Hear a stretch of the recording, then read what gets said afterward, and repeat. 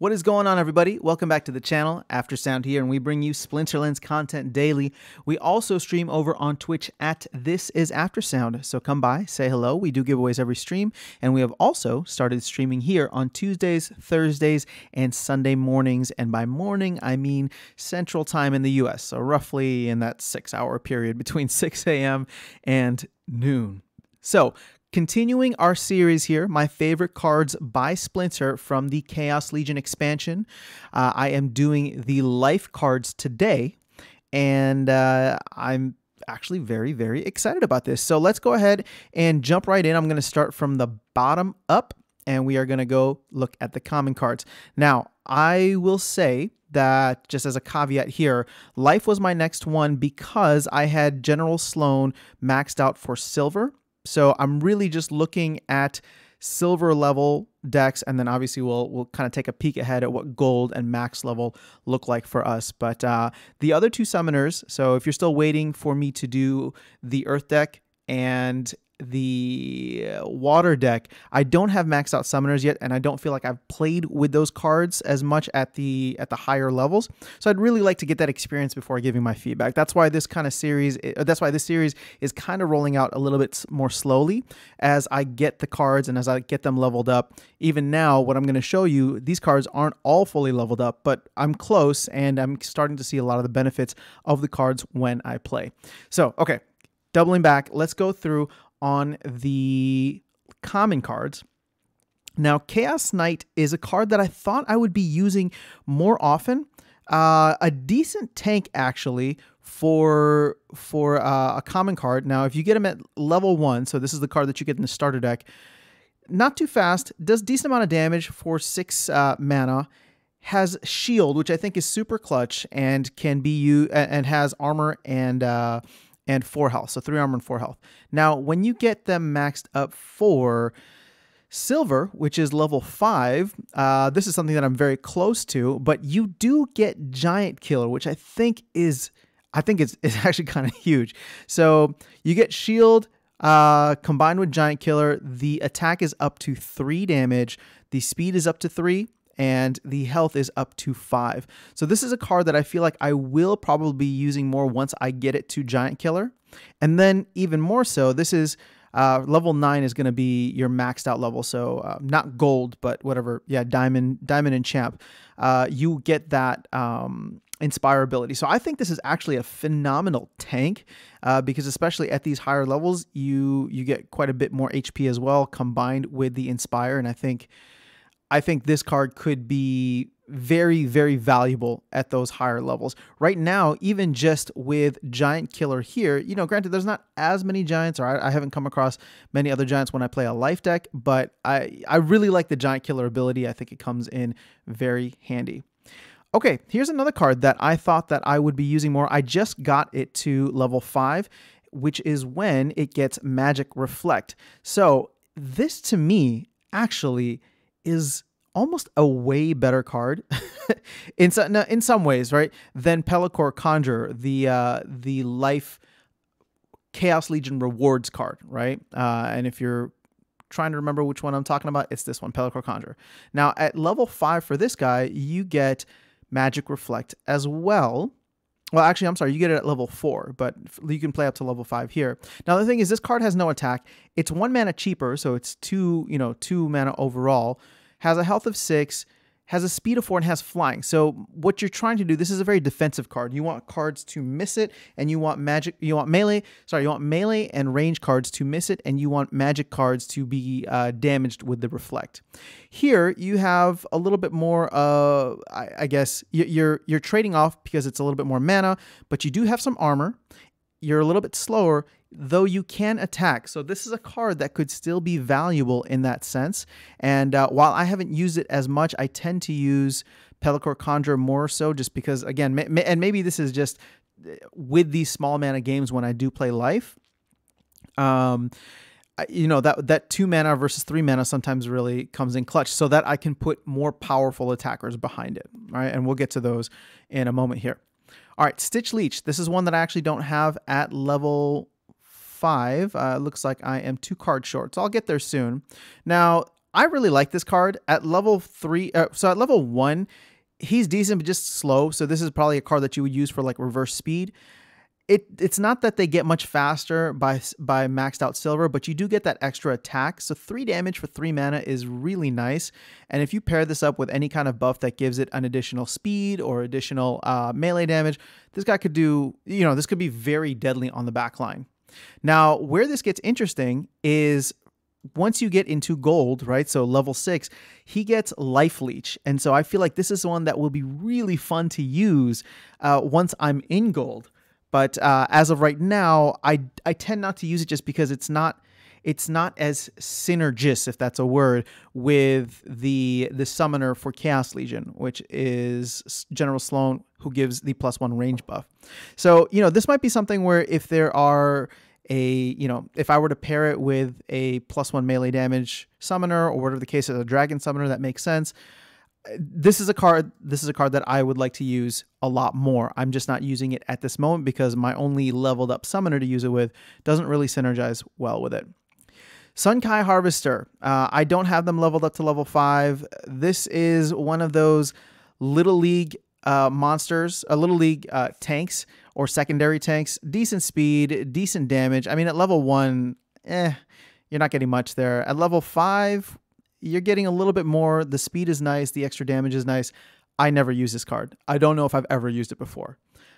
Looking ahead, Oppress is cool, but this is a card that I just don't feel like I would be using much. Maybe if I needed it in a specific situation, such as a Little League game where I'm not able to play, like a Little League melee only game, then obviously I'm going to play this card, or I would look to play this card at that point, but not... I don't know. I haven't used it yet. Gargoyle Scrapper is one that I actually really like. I don't use it, or I haven't used it as often. He's more so what I will use as a secondary tank. Now, at level 1, this card is more so just a throwaway. So if you're playing with it in the starter deck, I can understand if you would never use it. It's 1 mana, though. It gets you 2 hit points. It's just a nice meat shield. Now, where this gets interesting, though, is if you get him to level 3. So this is still within bronze. He gets Void. And the HP doesn't really go up until he's maxed out. Attack doesn't go up until you're in like middle of gold. And speed is, whatever that's going to be.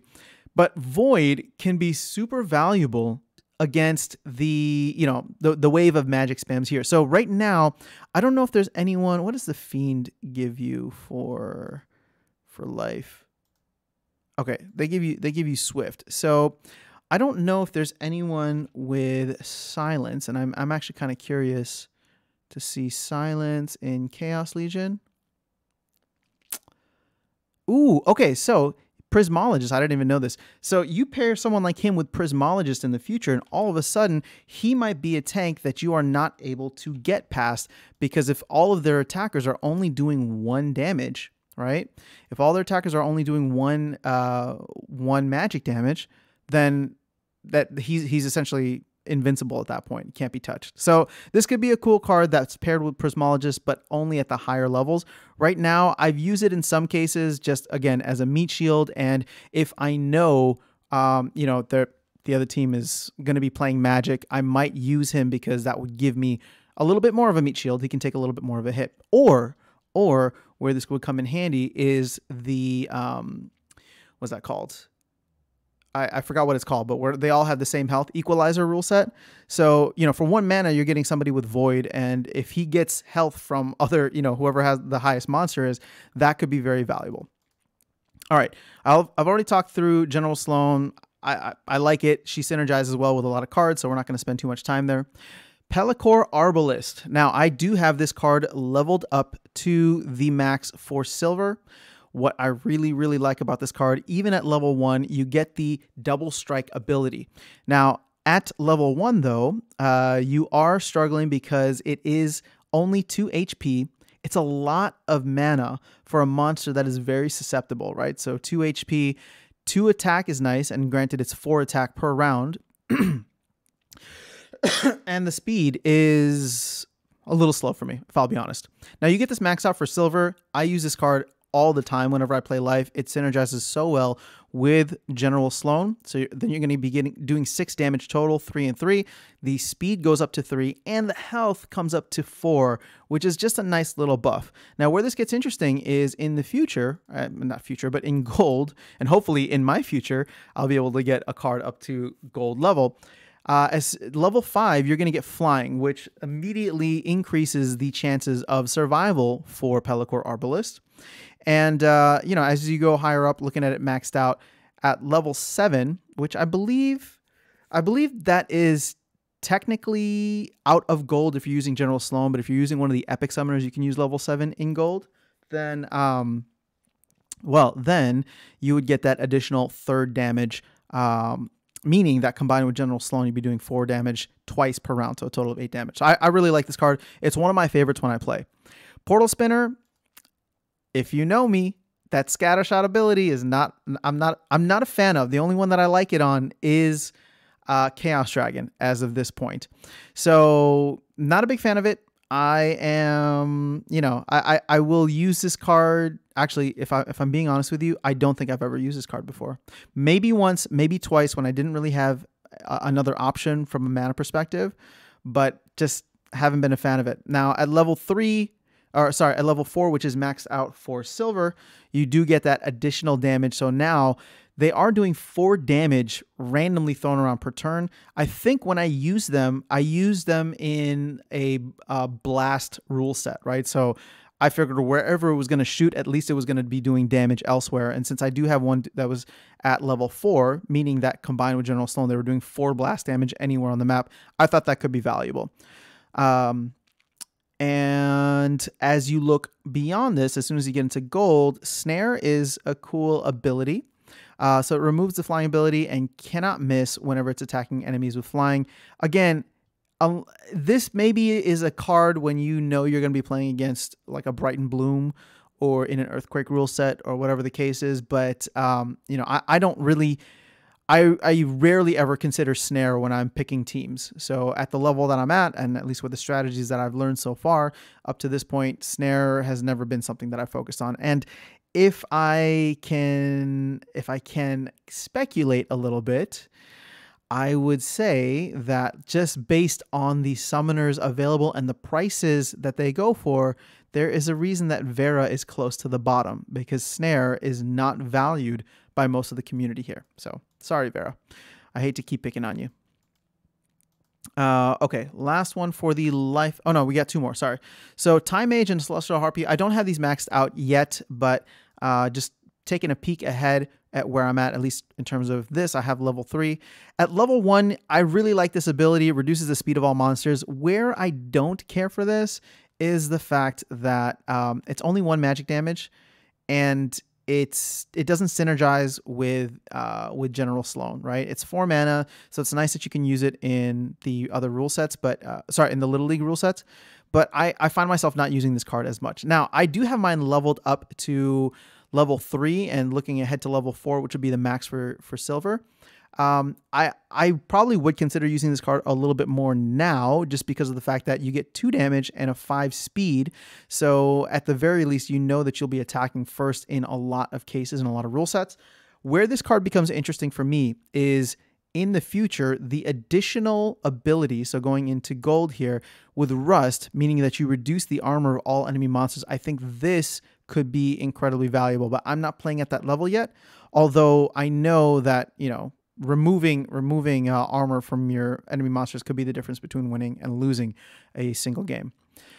Celestial Harpy. I actually use this one quite a bit. Now, I only have this at level 2, which sucks because I need to get I need to grab more of these. How many off am I? I need 3 more to get it to level 3, which would get me that additional damage, 2 damage here. And then if I max out for level 4, which is the max for silver, I get an extra speed. So speed of 3, 2 damage for 2 mana. It's hard to beat. Flying, so I love using it in the Earthquake rule sets. And opportunity means that it, you know, attacks anywhere around the game board. So the additional ability that you get later on is True Strike, meaning that they cannot miss. I mean, I think that this is an awesome ability if the monster has it, but it's not like I go out of my way to pick monsters that do have it. So I think it's just a nice little add-on. What we see at the maxed out level, though, is not more damage, but more HP. So this is a monster that is always going to be doing 2 damage, but will at least be able to take a little bit of a hit in the future. So Celestial Harpy, I like a lot, and I've used it more often than not. Okay, let's get to the epics. So see, this is why I'm holding off on a lot of the other ones too, is because I don't have them leveled up, right? So Dax Paragon, for example, I never play this card, right? And I don't have enough to get him to level 3, which is the max that I can be for an epic card in silver, right?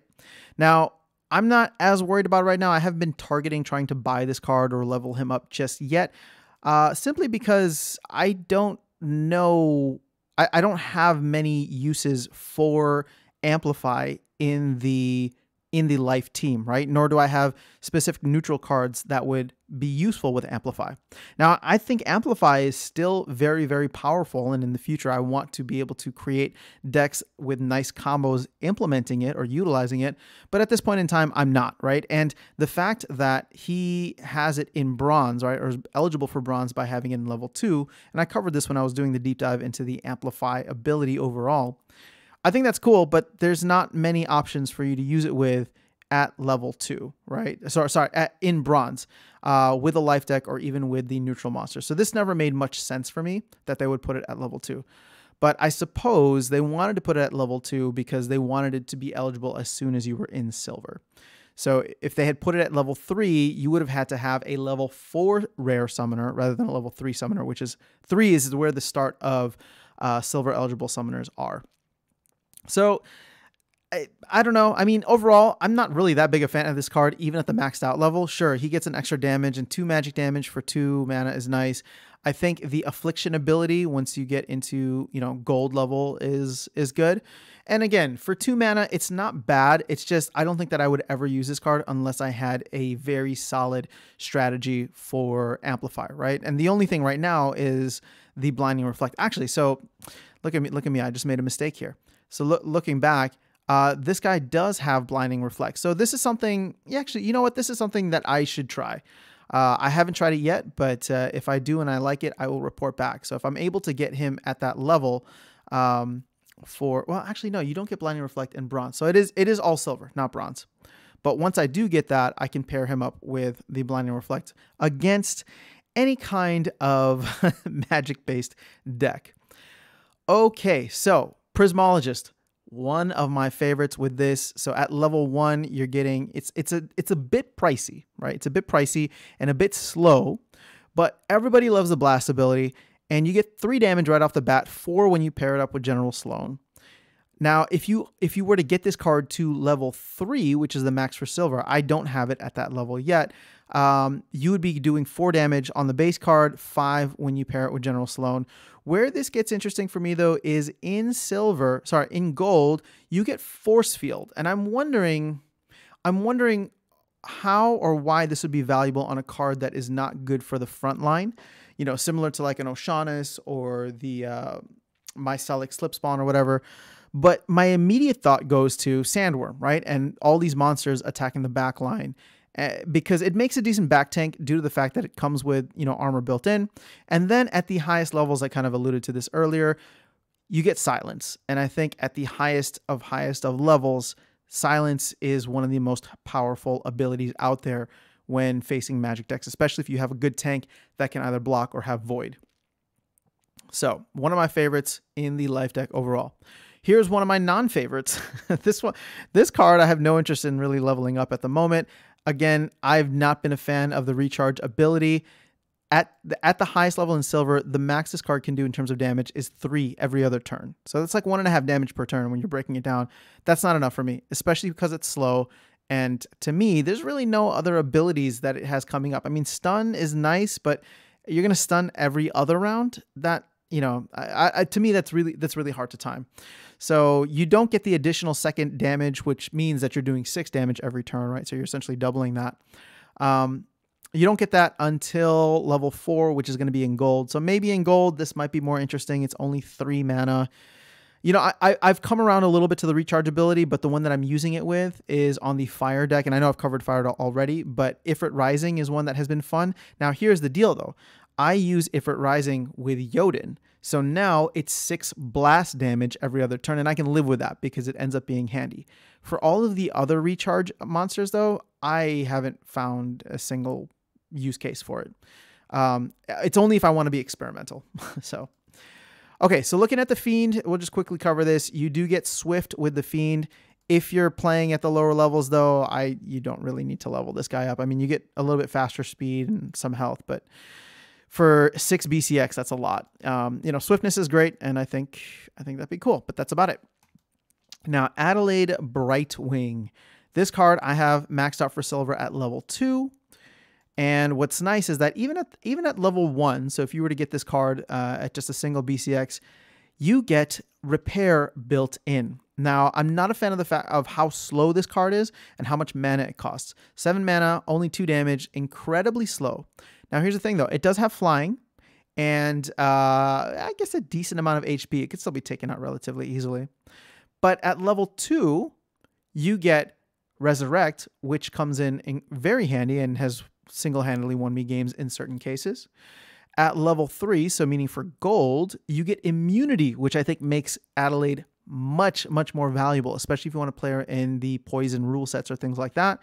And then at the 4th level, so meaning once you're maxed out, this is where it gets really crazy. And I love to see monsters that have like 5 and maxed out abilities, or the maxed out amount of abilities. You get swiftness, right? So even though she's slow, she's going to make everybody on the rest of the team very fast, and speed is the name of the game. It is the most important meta within Splinterlands, in my opinion, when it comes to strategy. So that is my breakdown, or at least my deep dive into the life team, what I have been playing with, what I have not really been playing with, what I like for silver and under versus what I'm looking at ahead for gold and diamond. Man, it'd be nice to be in diamond at some point. But yeah, hopefully this was helpful or entertaining for you. And if you guys find value, please consider liking and subscribing. It's a free and easy way to support the channel. I appreciate you all so much. I hope you have a happy holiday season. I will be trying to put out some videos, but just a warning that I will be traveling out of town, or at least back to my hometown of Chicago for the holidays. I'll actually be back and forth over the next couple of weeks. So content might be a little spotty, but that's hopefully for a good reason, and that's the fact that I'm just kind of unplugging and taking a break, enjoying time with family and loved ones. So have an awesome rest of your day. I will see you in the next video, and I will also see you around the game. Have a good one.